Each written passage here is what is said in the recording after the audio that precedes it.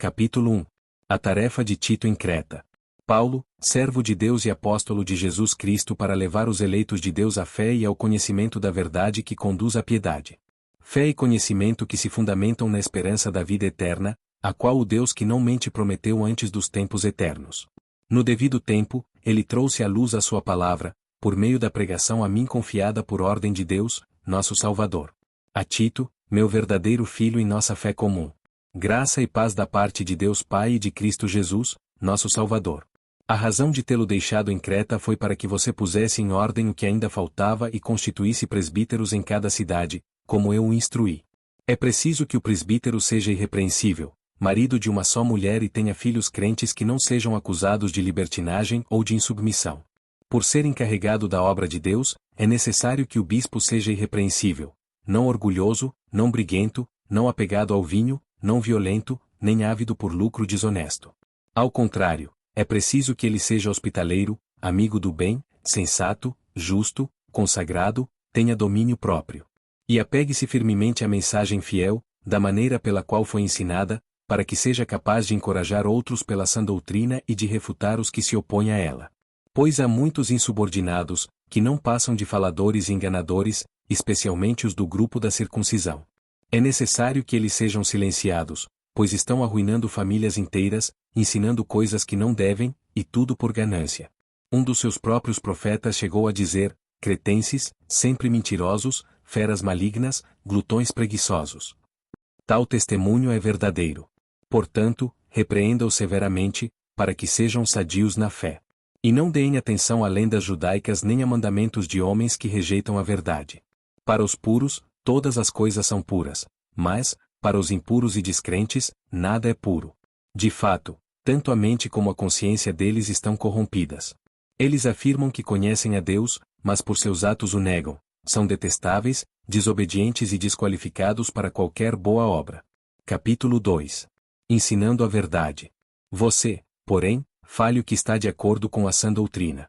Ensine os homens mais velhos a serem moderados, dignos de respeito, sensatos e sadios na fé, no amor e na perseverança. Semelhantemente, ensine as mulheres mais velhas a serem reverentes na sua maneira de viver, a não serem caluniadoras nem escravizadas a muito vinho, mas a serem capazes de ensinar o que é bom. Assim, poderão orientar as mulheres mais jovens a amarem seus maridos e seus filhos, a serem prudentes e puras, a estarem ocupadas em casa, e a serem bondosas e sujeitas a seus maridos, a fim de que a palavra de Deus não seja difamada. Da mesma maneira, encoraje os jovens a serem prudentes. Em tudo seja você mesmo um exemplo para eles, fazendo boas obras. Em seu ensino, mostre integridade e seriedade. Use linguagem sadia, contra a qual nada se possa dizer, para que aqueles que se opõem a você fiquem envergonhados por não poderem falar mal de nós. Ensine os escravos a se submeterem em tudo a seus senhores, a procurarem agradá-los, a não serem respondões, a não roubá-los, mas a mostrarem que são inteiramente dignos de confiança, para que assim tornem atraente, em tudo, o ensino de Deus, nosso Salvador. Porque a graça de Deus se manifestou salvadora a todos os homens. Ela nos ensina a renunciar à impiedade e às paixões mundanas e a viver de maneira sensata, justa e piedosa nesta era presente. Enquanto aguardamos a bendita esperança, a gloriosa manifestação de nosso grande Deus e Salvador, Jesus Cristo. Ele se entregou por nós a fim de nos remir de toda a maldade e purificar para si mesmo um povo particularmente seu, dedicado à prática de boas obras. É isso que você deve ensinar, exortando-os e repreendendo-os com toda a autoridade. Ninguém o despreze. Capítulo 3. Fazendo o bem. Lembre a todos que se sujeitem aos governantes e às autoridades, sejam obedientes, estejam sempre prontos a fazer tudo o que é bom.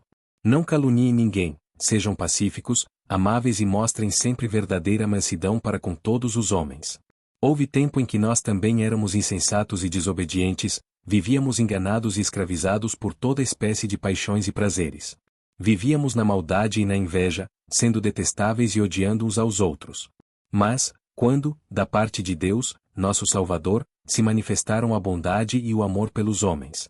Não por causa de atos de justiça por nós praticados, mas devido à sua misericórdia, ele nos salvou pelo lavar regenerador e renovador do Espírito Santo, que ele derramou sobre nós generosamente, por meio de Jesus Cristo, nosso Salvador.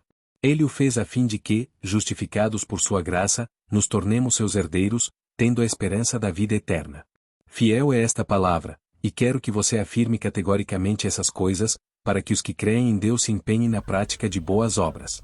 Tais coisas são excelentes e úteis aos homens. Evite, porém, controvérsias tolas, genealogias, discussões e contendas a respeito da lei, porque essas coisas são inúteis e sem valor. Quanto àquele que provoca divisões, advirta-o uma primeira e uma segunda vez. Depois disso, rejeite-o. Você sabe que tal pessoa se perverteu e está em pecado, por si mesma está condenada. Quando eu enviar Ártemas ou Tíquico até você, faça o possível para vir ao meu encontro em Nicópolis, pois decidi passar o inverno ali. Providencie tudo o que for necessário para a viagem de Zenas, o jurista, e de Apolo, de modo que nada lhes falte. Quanto aos nossos, que aprendam a dedicar-se à prática de boas obras, a fim de que supram as necessidades diárias e não sejam improdutivos. Todos os que estão comigo enviam saudações. Saudações àqueles que nos amam na fé. A graça seja com todos vocês.